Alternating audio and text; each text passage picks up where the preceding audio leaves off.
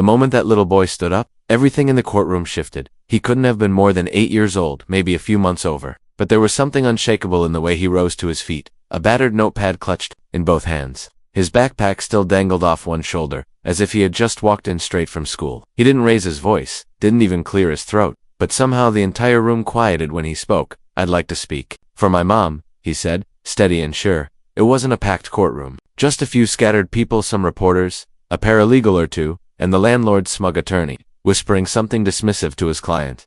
But none of that mattered anymore, because every eye in the room had turned to that skinny kid, standing beside the defense table, his feet swinging just above the floor, next to his mother. The judge, Denise Weller, furrowed her brow, unsure of what to say. She had just called the case Morris versus Nance and waited for the assigned public defender to stand. No one did. The silence stretched awkwardly until she looked over at the woman seated stiffly beside the boy, Tiana Morris. "No legal representation today?" she asked, clearly irritated. Tiana opened her mouth, tried to answer, but nothing came out. Her hands were clenched so tightly on her knees that her knuckles had turned white. Her whole body looked like it was holding itself together by a thread, and that thread had just snapped. That's when the boy stood. His voice wasn't loud, but it cut through the space like truth always does. "Can I say something for my mom?"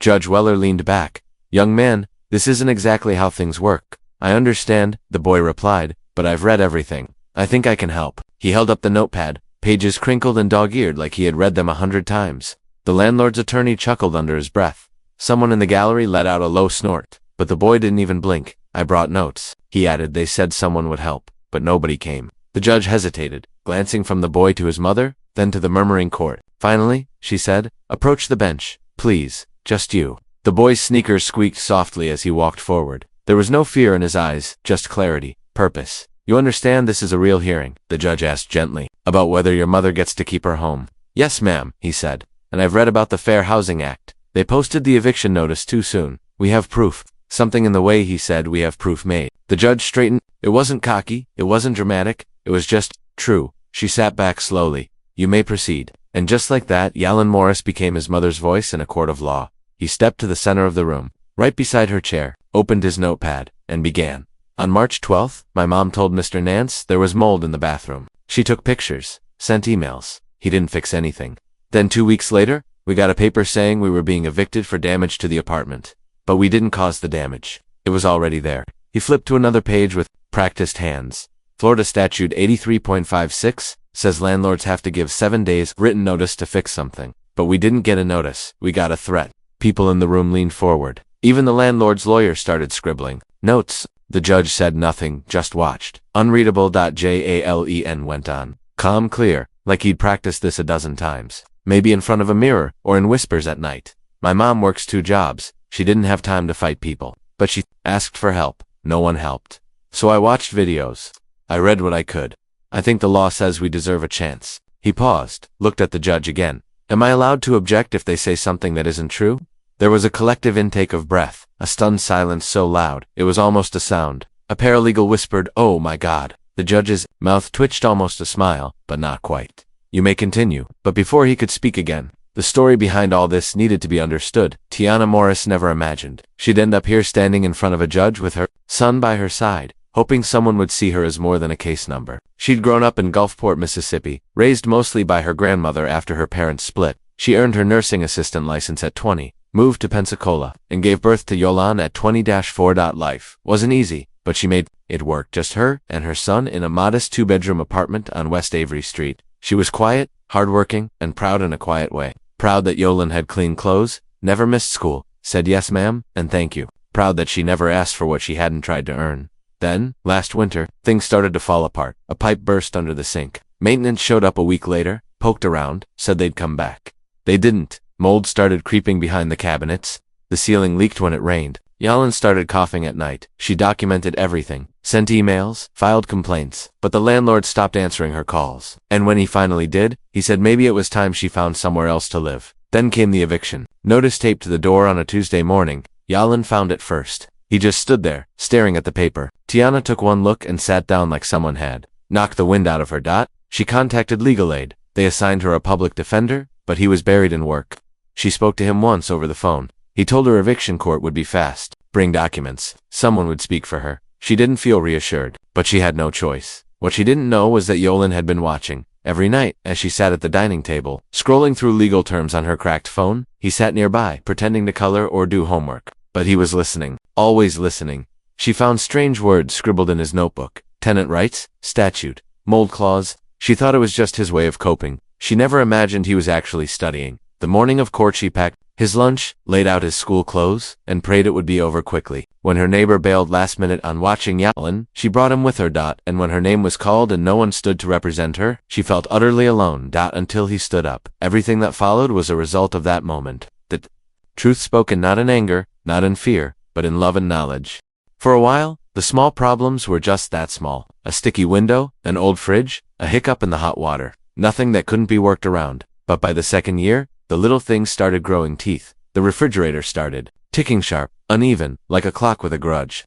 The sound echoed at night and made it hard for Yolan to sleep. The back bedroom window wouldn't shut all the way, letting cold drafts and mosquitoes in. The water heater went on strike every few weeks. Tiana called, no answer. She emailed, no reply. When she finally walked down to the management office, a new assistant told her, politely but firmly, Mr. Nance isn't available this week. So, she began documenting everything.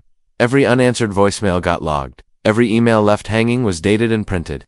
She took pictures of the ceiling in the bathroom where brown water dripped from a jagged crack. She even filmed the leak over the bathtub, standing by with a mop while Yelan showered, just in case.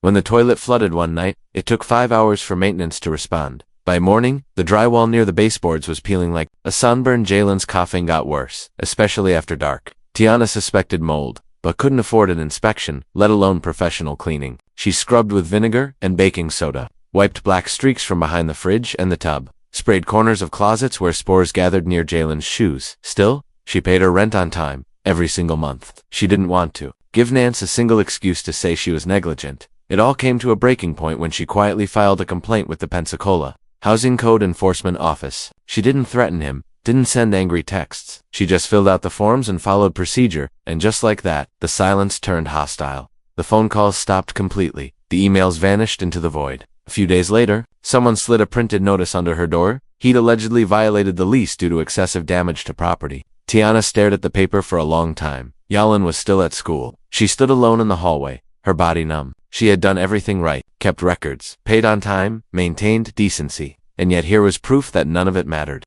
With one sheet of paper, Nance held the power to strip her child of the only home he had ever known. She tried calling again. No answer. She emailed, silence. Then, a week later, the official eviction letter arrived. Yolan found her at the kitchen table that evening, the unopened envelope sitting in front of her like a loaded gun. She wasn't crying, but she hadn't moved in a while, just stared. He said nothing at first, just pushed his math workbook aside and looked her in the eyes. Are we going to be okay? She smiled without meaning it. Of course we are. You're lying, he said, not accusing, just sure. She gave a dry laugh. I'm trying not to. He nodded, then slowly pulled his notebook closer. I don't think he's allowed to do this. I was reading, they're supposed to give you a chance to fix it first. Her eyes narrowed. You read what? Online I saw a video about renters' rights. It said landlords have to send you something in writing before they evict. She didn't respond, just sat quietly while he flipped through his notes. Later that night, long after he went to bed, she opened his notebook. What she found wasn't math or spelling. Practice it was research, laws, terms, definitions, notes like 7-day. Notice required, mold equals health hazard. Retaliation is illegal. He had written page after page. She should have stopped him, told him to leave it to her, but something inside her softened. Yolan had always been quick, curious, observant, but this was different. He wasn't just watching, he was getting ready, preparing. For a moment neither of them had expected. The morning the eviction notice was taped to their door. It wasn't the paper that crushed her, it was how quietly it arrived. No knock, no warning, just a crisp white sheet at eye level, fluttering in the breeze like a flag of surrender. She saw it after coming home from an overnight shift, her scrubs still damp with sweat. Her hands shook. As she peeled it off and read it, legal terms, a court date, a claim of tenant caused damage, not a single word about her complaints. She sank down onto the front steps, elbows on her knees. She wasn't just tired, she was empty. When she called the housing office for guidance, a voice on the line told her, "We can't give legal advice." She hung up before she cried in front of a stranger. That afternoon, she made 5 more calls, left 5 more voicemails, no answers. So she sat down at the table, opened her own worn notebook, and wrote, date, time, eviction notice, received. No prior written warning.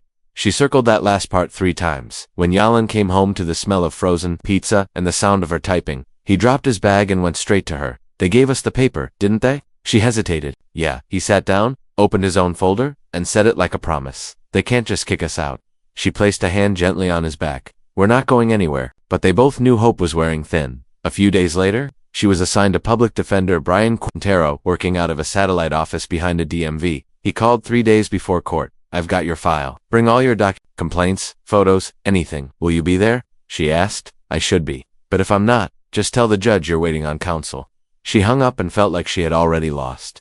That night, she gathered everything, time-stamped emails, photos of mold, maintenance logs, even the Petri dish mold swabs Yolan had grown using his science kit. Each item was placed into a plastic file folder, neatly labeled with sticky notes and black marker. Across the table, Yolan flipped through his own stack. They'll say this is your fault, he said. Do you have the lease? Yes. Did you mark where it says repairs are the landlord's job? She paused. Yolan, baby, you don't have to. I want to make sure we're ready. She slid him the lease.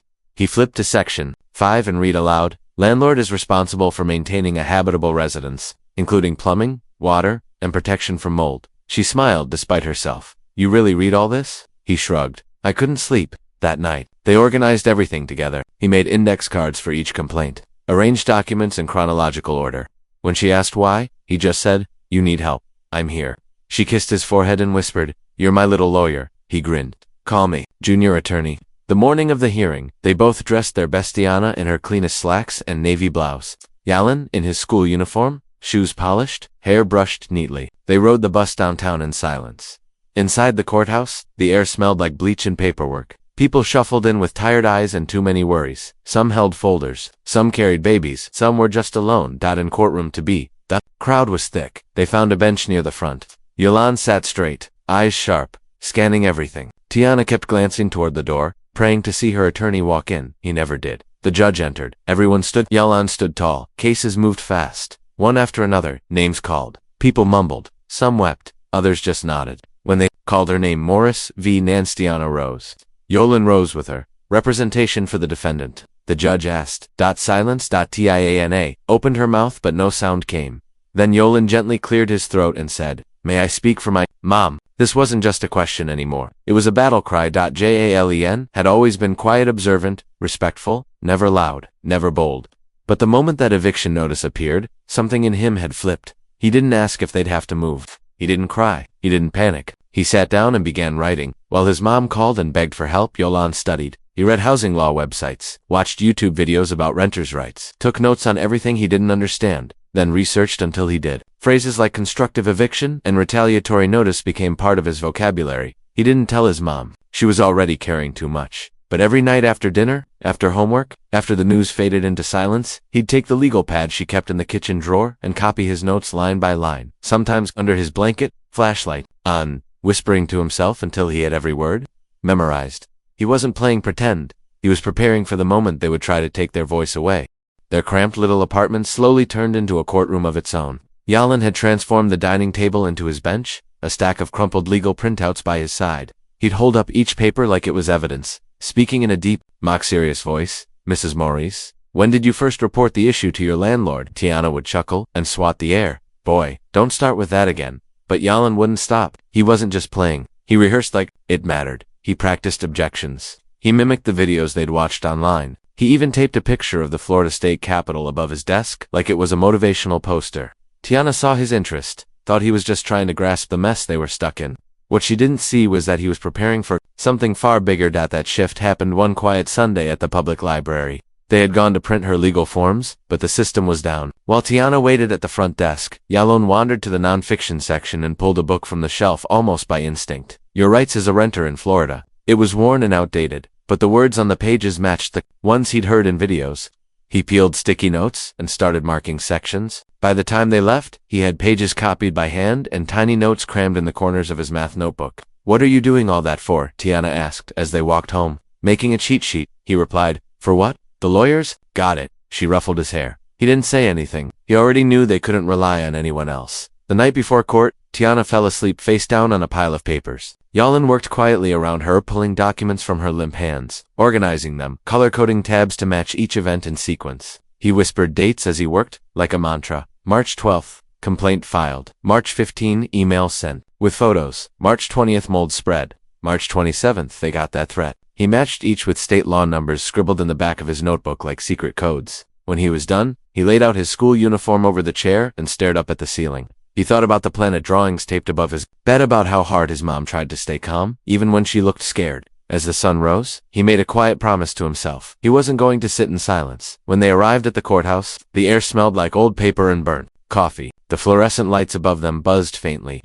Tiana clutched her folder to her chest like a shield, and Yalan walked beside her carrying his school backpack and a yellow legal pad. They sat on the second row, not too close to the front, not too far in the back. Tiana wanted the judge to see her, not spotlight her. One by one, cases were called. People shuffled in and out like pieces on a conveyor belt, some left with tears, others in angry silence. When the clerk finally called, Maurice versus Nance, Tiana stood, heart racing, scanning the room for her lawyer. He never showed. Judge Weller's voice rang out.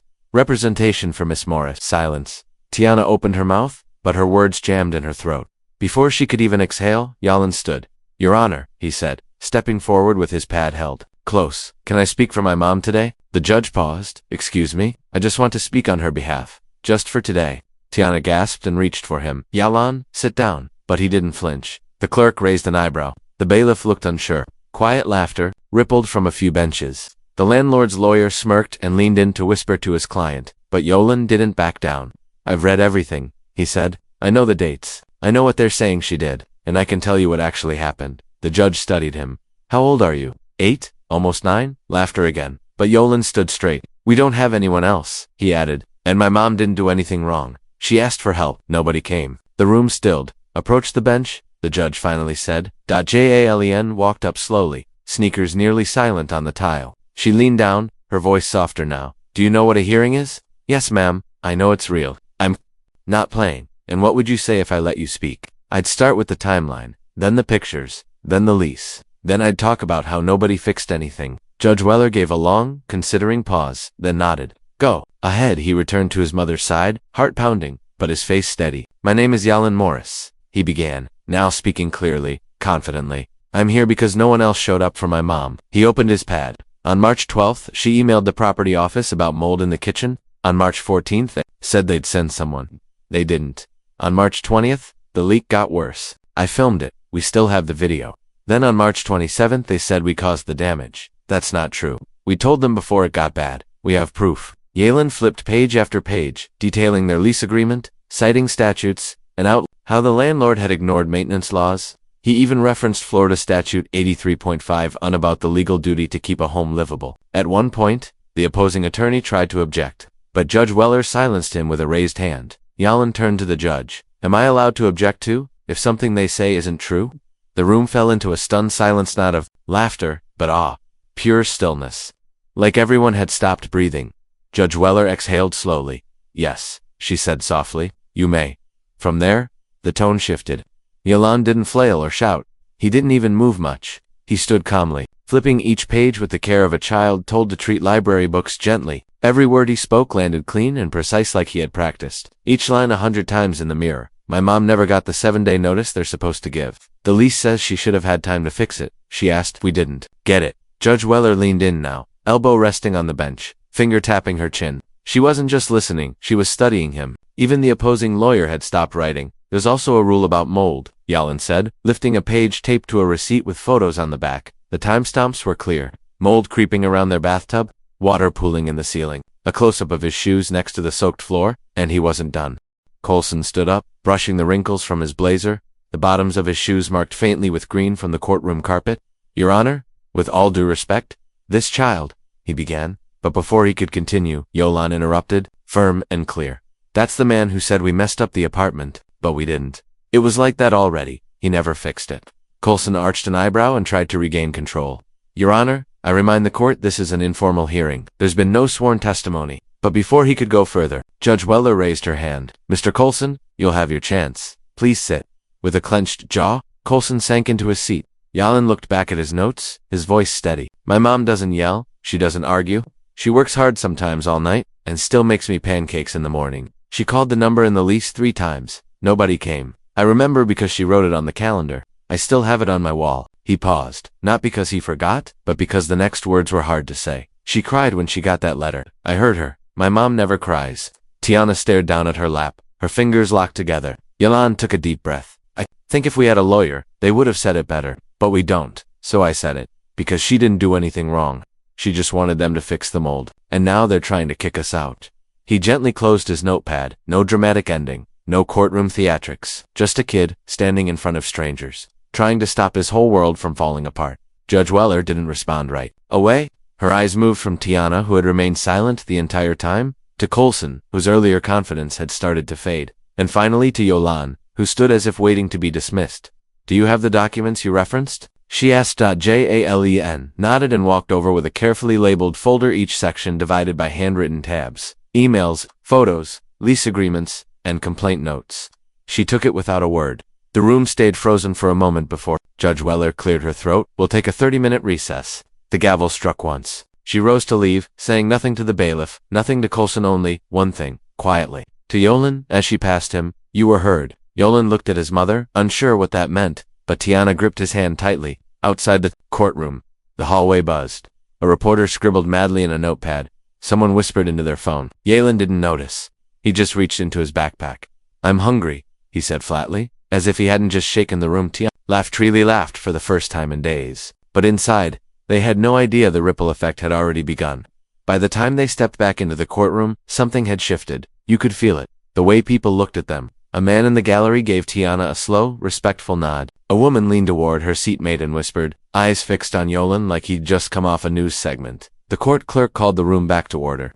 Judge Weller returned with a new stack of documents, Jalen's folder right on top. She adjusted her glasses and spoke with clarity. "I've reviewed the materials from the Morris family. I've also taken note of their lack of legal representation and their attempt to proceed anyway." She didn't smile, but her tone was gentler than before. "Mr. Coulson, do you have anything to present?" Coulson stood, clearly caught off guard. "Your Honor, while I do commend the child's enthusiasm, I must emphasize this is an eviction case based on damage to the property, regardless of any repair delays. The photographs clearly show hazardous conditions. My client insists they were made worse by neglect." "Do you have maintenance logs dated before the complaints?" Judge Weller asked. Coulson hesitated. "Not at this time." "Any official warning letters?" He cleared his throat. "No, Your Honor."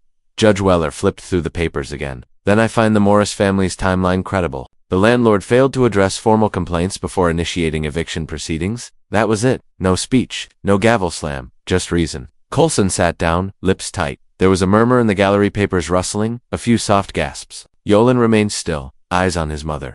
Her hands were clasped so tightly her nails pressed into her skin. "Due to insufficient documentation from the landlord," Judge Weller continued, "the court finds no support for tenant-caused damage. The eviction is dismissed." A full beat passed, then soft clapping. 2 women cheered. A man gave a low whistle. Even a deputy cracked a small grin. Tiana pressed her hand over her mouth, whispering, "We won." Yolan just nodded. "You did?" Judge Weller looked at him directly. "I don't think I've ever seen someone your age speak with that kind of strength in this courtroom. That took bravery on preparation. Be proud." He didn't say a word. He just reached under the table and held his mom's hand. When court adjourned, the hallway swelled with people. Some offered congratulations. One young woman from a nonprofit asked for their contact. Yolan looked overwhelmed but answered politely. "How old are you?" one woman asked. "Where'd you learn all that?" "I just paid attention," he said, voice quiet but steady. Tiana barely noticed the cameraman outside until he stepped forward. "Just a few words?" he asked. She began to say no, but Yolan said, "Okay." The reporter crouched to meet his eye. "Why'd you speak for your mom today?" Yolan looked at her first, then back at the lens. "Because nobody else was going to." That clip aired by 6 p.m. It hit social media before midnight. By morning, #JALEN, Morris was trending. Local became national. National became global. Attorneys offered to represent them pro bono. Activists began quoting his words. He didn't care about any of that. He just wanted to sit on his couch with his mom, eat dinner, and not worry about being kicked out. But outside their front door, the world was stirring. What happened in that courtroom didn't stay in Florida. It set something off. Jelane's closing words. She didn't do anything wrong. She just didn't have a lawyer. "But I'm here." Made it onto news loops across the country. And then came the questions. Why was she ignored? Why did a child have to defend his home? Why did it take this? Legal aid offices were bombarded. Some messages were sympathetic, others furious. How could you let her go alone? Do you even read your client's files? One local politician called for a review of housing court practices. The landlord, Gregory Nance, found himself under a microscope. Tenants from other buildings came forward with their own complaints. Photos, mold, leaky pipes. The judge's ruling didn't rewrite the law, but it changed the mood. Jalen and his mother stayed mostly out of the spotlight. They refused most interviews. Yolan told one reporter simply, "I'm not a lawyer. I just didn't want us to lose our home." That one sentence carried more power than any headline, and quietly, behind the noise and headlines, things started to change. When Tiana received a call from attorney Melinda Charles, it felt like someone had finally turned on a light. Melinda wasn't just offering help, she was offering complete legal support.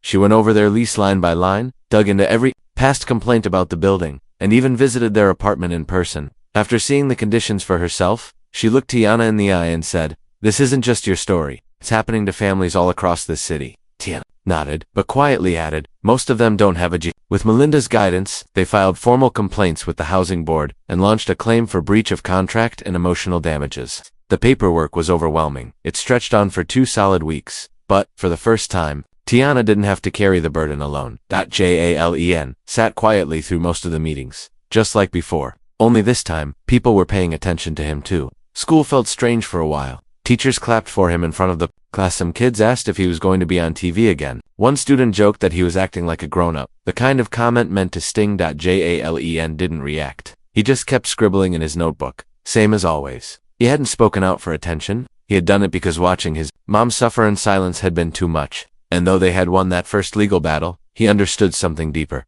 The system was still broken. Families were still being forced out. Repairs were still being ignored. Landlords still chose threats over responsibility. What he had done was only a crack in the wall. But even cracks let in light. About a week later, Tiana got a call from a regional housing group. They wanted her to speak at a community panel about tenant rights. She hesitated. "I'm not really a public speaker," she said. "I get nervous just holding a mic." But Yolan looked up and told her, "You don't have to be loud. You just have to show up." So she did. On the day of the event, they sat together, Tiana clutching her notes, and Yolan dressed in a fresh white polo shirt, just like the one he wore to court. She spoke quietly but clearly, sharing what it felt like to be ignored, and how everything shifted the moment her son stepped forward when no one else would. When she finished, the room rose in applause. She wasn't used to that kind of response, but she smiled anyway, even after the applause died down. One question still hung in the air. What comes next for a boy who defended his mother better than most grown men ever could? Eventually, the media noise faded. Hashtags stopped trending. Yolan Morris wasn't the boy from the courtroom anymore, not in the eyes of the world. But back in their apartment on West Avery Street, everything had changed, and none of it went back to how it used to be. That was perfectly fine. Then came a letter, thin envelope.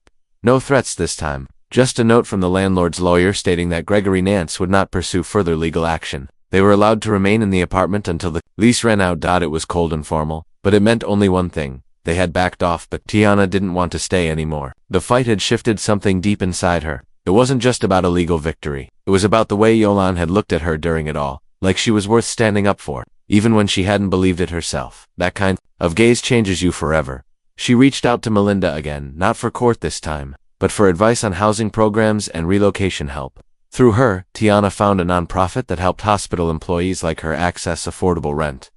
Months later, they moved. A small 2-bedroom on Coral Hill Lane. The walls were freshly painted. The locks worked. The dryer didn't need a kick to start. Yolan got a real desk. Tiana got a bathtub that didn't leak. Someone else moved into the old place. Probably another mother with her own worries and invisible battles. Tiana didn't look back. That fall, Yolan began 5th grade. On the surface, he looked like the same kid. Quiet, thoughtful, he still raised his hand when he had something to say. Only now, people listened. At school, one teacher invited a guest speaker from a legal aid group to talk about housing rights. Yolan sat in the back, taking it all in. Afterward, he walked up to thank the speaker for making everything so easy to understand. When the man asked his name, he blinked. Wait, you're that Yolan. Yolan just grinned. Yeah, he said, but I like math more. A few nights later, as Tiana was rinsing dishes, Yolan stepped into the kitchen with a folder in hand, the same one he had carried into court. Can I throw this out now? He asked. Tiana dried her hands and took it from him. Inside were all his notes, color-coded tabs, timelines, quotes, written in his tiny, neat handwriting. She paused when she reached one page. The words nobody else was going to underlined. Twice. She didn't answer right away. Keep it, she finally said. Not because we need it,